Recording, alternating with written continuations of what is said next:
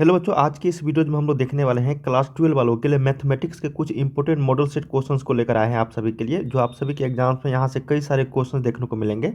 तो चलिए एक एक प्रश्न को हम लोग देखते हैं। ये सारे क्वेश्चन इंटरनेट पर जारी official model set question paper है, जो प्रीवियस ईयर्स में कई बार आप लोगों के एग्जाम्स में पूछे जा चुके हैं।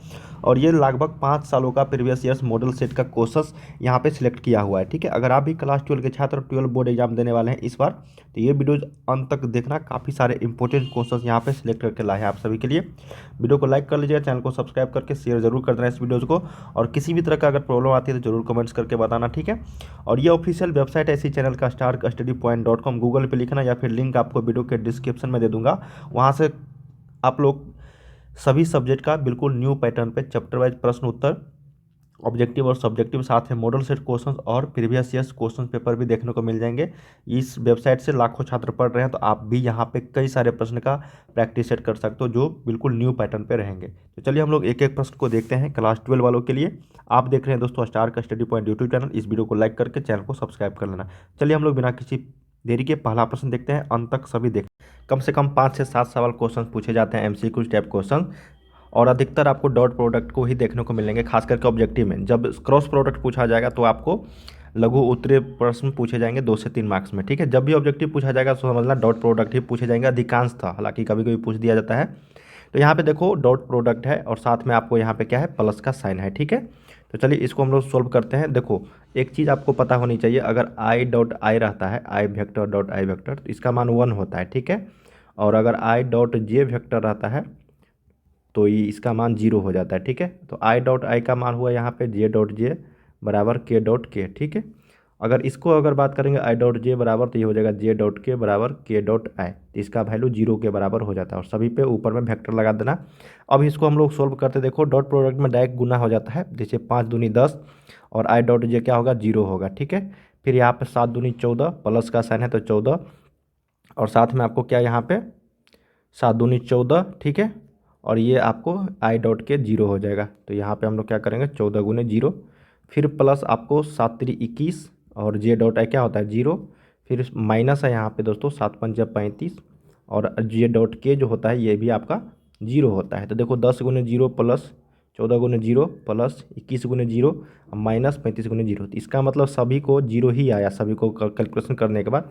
तो इसका आंसर भी क्या हो जाएगा, 0 हो जाएगा। ठीक है, तो एक का सही उत्तर आपको डी ऑप्शन राइट हो जाएगा। तो ये चीज़ आपको ध्यान रखनी चाहिए, जो मैंने आप लोगों को यहाँ पे बताया है कि आई डॉट आई बराबर क्या होता है और आई डॉट जे बराबर क्या होता है। ठीक है, ये डॉट प्रोडक्ट था दोस्तों, मैं आपको क्रॉस में बता देता हूँ क्या होता है। तो अगर आई क्रॉस आई रहता है ना, जैसे यहाँ पे सेम था आई डॉट आई बराबर तो 1, तो आई क्रॉस आई बराबर यहाँ पे होता है 0। ठीक है, उल्टा हो जाता है। और अगर यही आई क्रॉस जे रहता है दोस्तों, आई क्रॉस जे वेक्टर, तो ये आपका के वेक्टर के बराबर हो जाता है। ठीक है, न कि 1 के बराबर होता है। इसको आपको ध्यान में रखने की ज़रूरत है। चलिए सेकंड नंबर प्रश्न देखते हैं। जब आएगा इस तरह के प्रश्न मैं आपको अच्छे और तरीके से बताऊंगा।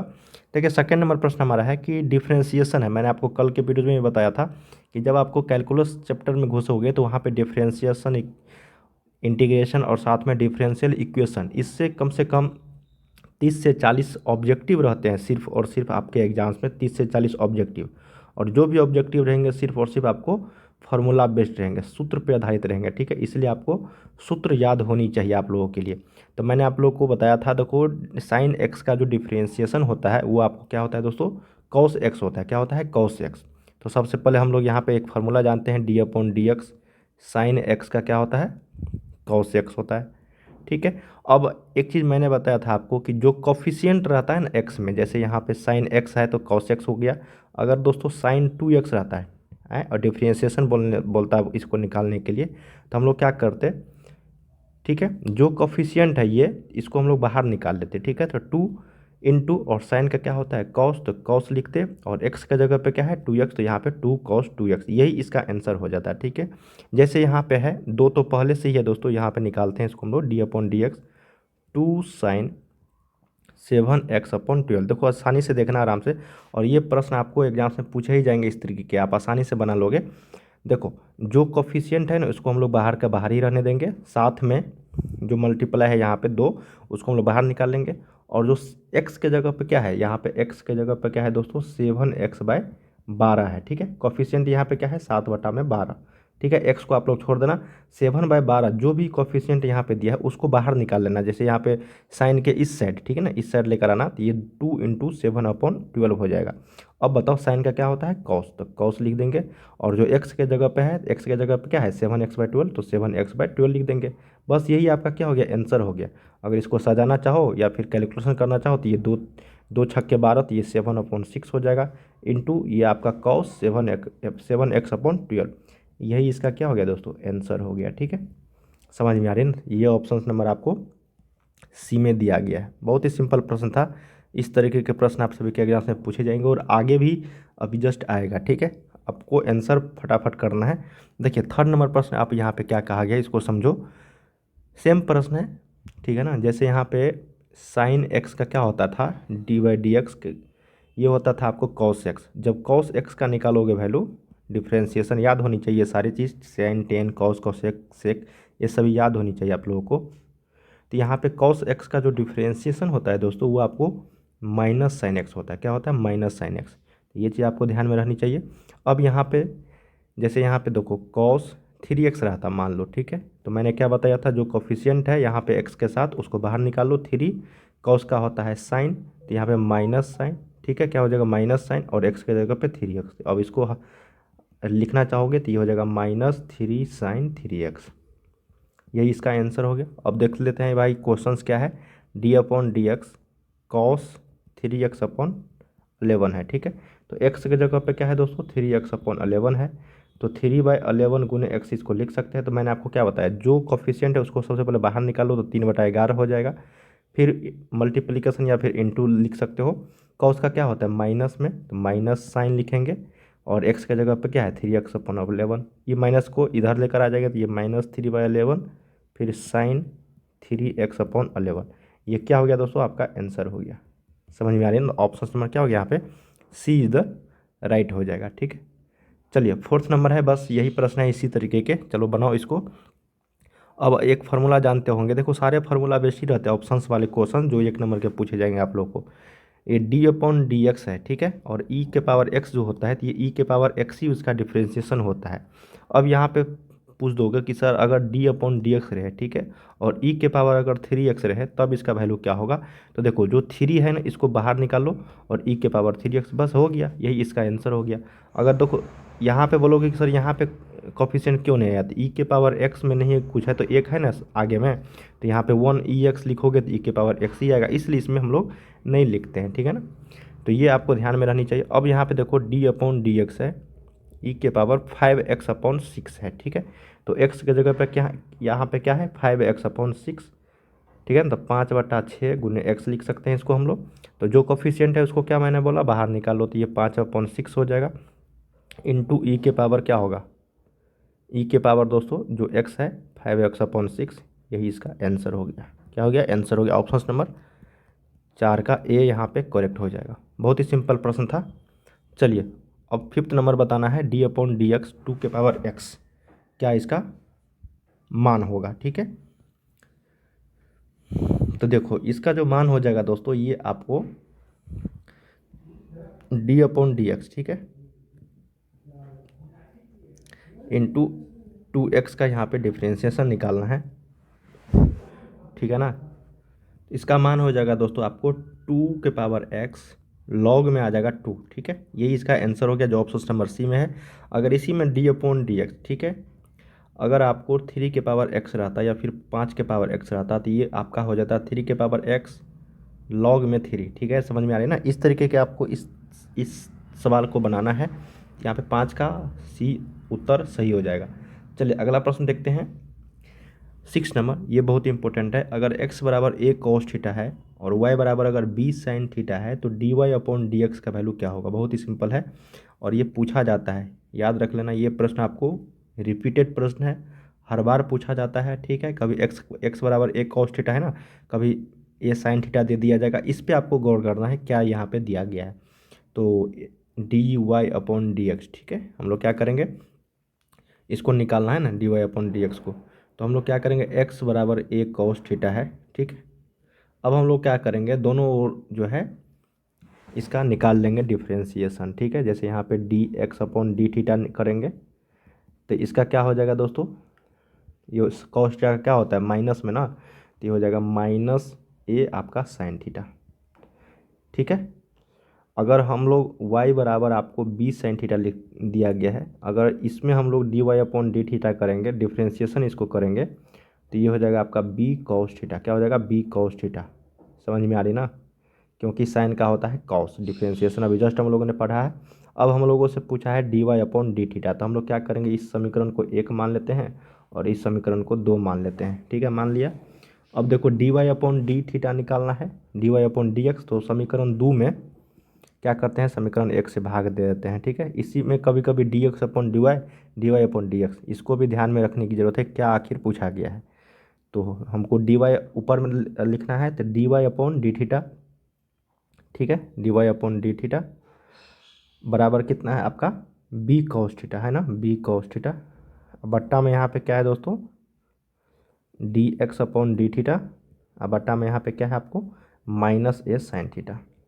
तो डी थीटा से डी थीटा गया तो बचा क्या आपका, d y upon d x, d y upon d x बचा ना, डी थीटा से डी थीटा गया तो, और यहाँ पे माइनस में बी अपॉन ए, और कॉस थीटा को क्या लिखेंगे, कॉस थीटा बटा साइन थीटा को कॉट थीटा होता है ना, कॉट थीटा। तो यही आपका क्या हो गया, आंसर हो गया minus b upon a cot theta, जो ऑप्शन नंबर आपका बी में है, यही इसका क्या हो गया, राइट हो गया।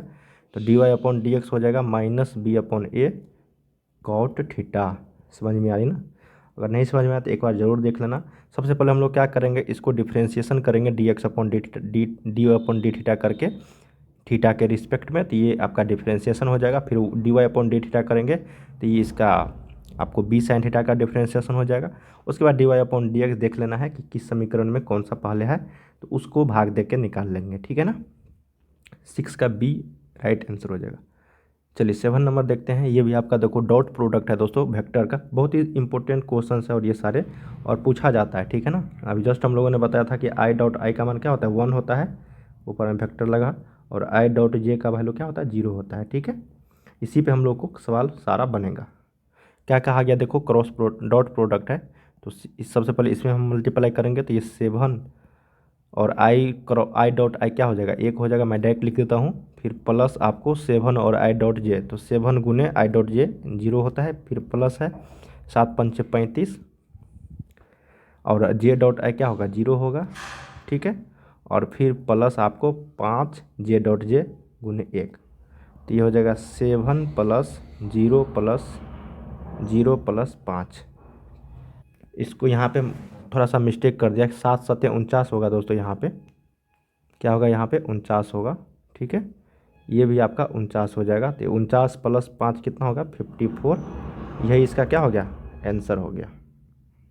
ठीक है ना, चलिए 8 नंबर देखते हैं। ये क्रॉस प्रोडक्ट आ गया, देखो क्रॉस प्रोडक्ट है ना, यहाँ पे ये क्रॉस प्रोडक्ट है इसका, इसको हल करते हैं। देखो क्रॉस प्रोडक्ट में क्या होता है, क्रॉस प्रोडक्ट में मैंने आप लोगों को क्या बोला कि अगर आई वेक्टर क्रॉस आई वेक्टर रहता है तब 0 हो जाता है। ठीक है, अगर आई वेक्टर क्रॉस जे वेक्टर रहता है तो आपका के वेक्टर के बराबर हो जाता है। अगर जे वेक्टर क्रॉस के वेक्टर रहता है तो ये आपका आई क्रॉस वेक्टर हो जाता है। अगर के vector cross product I vector रहता है तो ये आपका जे वेक्टर हो जाता है। ठीक है, इसको ध्यान रखना है। यहाँ पे आई क्रॉस आई का मतलब हुआ जे क्रॉस जे बराबर के क्रॉस के का वैल्यू 0 ही आएगा। अब इसको हल करते हैं, देखो इसको मल्टीप्लाई करेंगे तो ये हो जाएगा 5 दूनी 10, और आई क्रॉस आई वेक्टर क्या हो जाता है बताओ, आई क्रॉस आई वेक्टर मैंने आपको बोला क्या होगा, 0, तो 10 गुने मैं डायरेक्ट 0 लिख देता हूँ। फिर प्लस इसको मल्टीप्लाई करेंगे तो ये 5 दिया 15 होगा, और पहले क्या है, के है, उसके बाद आई है ना, तो के क्रॉस आई क्या होता है, देखो के क्रॉस आई यहाँ पे क्या है, जे वेक्टर, तो यहाँ पे जे वेक्टर लिख देंगे, तो ये हो जाएगा 0 प्लस 15, तो 15 जे वेक्टर। यही इसका क्या हो गया, राइट आंसर हो गया। ऑप्शन नंबर बी यहाँ पे करेक्ट हो जाएगा, 8 का बी।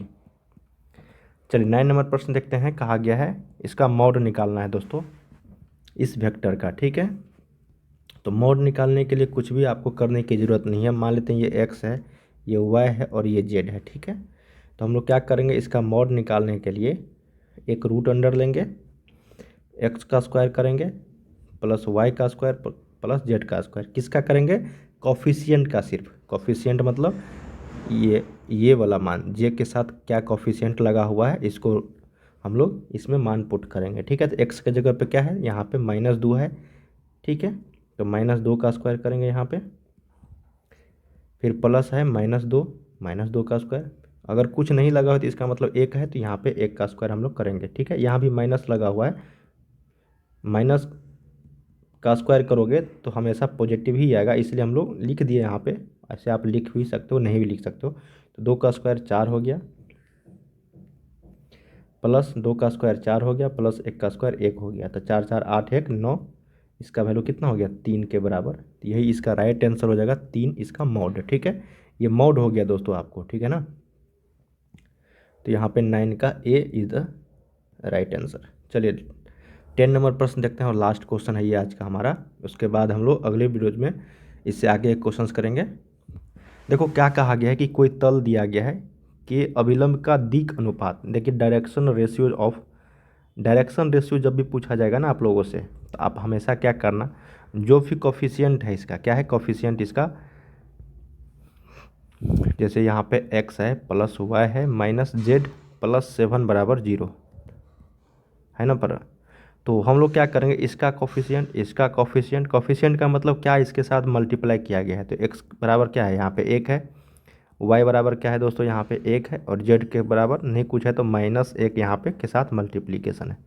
तो दिक् अनुपात या फिर डायरेक्शन रेशियो अगर पूछा जाए किसी भी तल का समीकरण दिए दे के, तो आपको बस x, y, z का मान निकाल लेना है। तो यहाँ पे हो जाएगा 1 1 -1, यही इसका क्या हो गया, आंसर हो गया। ऑप्शन नंबर आपको B is the right answer, correct हो जाएगा, ठीक है। तो दोस्तों हम लोगों ने यहाँ पे 1 से लेके 10 तक क्वेश्चंस किए, जो आप सभी के मैथमेटिक्स एग्ज़ाम के लिए काफ़ी इंपॉर्टेंट थे, क्लास 12 वालों के लिए। तो इसी तरीके के हम लोग सब्जेक्टिव और ऑब्जेक्टिव टाइप क्वेश्चंस डेली लेकर आए करेंगे आप लोगों के लिए। तो वीडियो को लाइक कर लीजिएगा, और पूरे डिटेल्स में हम लोग कोई भी क्वेश्चंस को करेंगे, ताकि आपके एग्जाम्स में किसी भी तरह का कोई दिक्कत ना हो, ठीक है। तो चलिए मिलते हैं अगले वीडियोज में, तब तक के लिए आप लोग पढ़ाई करते रहिए। बाय बाय सभी को। और वीडियो के डिस्क्रिप्शन में वेबसाइट का लिंक है, वहाँ से जाके आप लोग प्रैक्टिस सेट करते रहिए, ठीक है।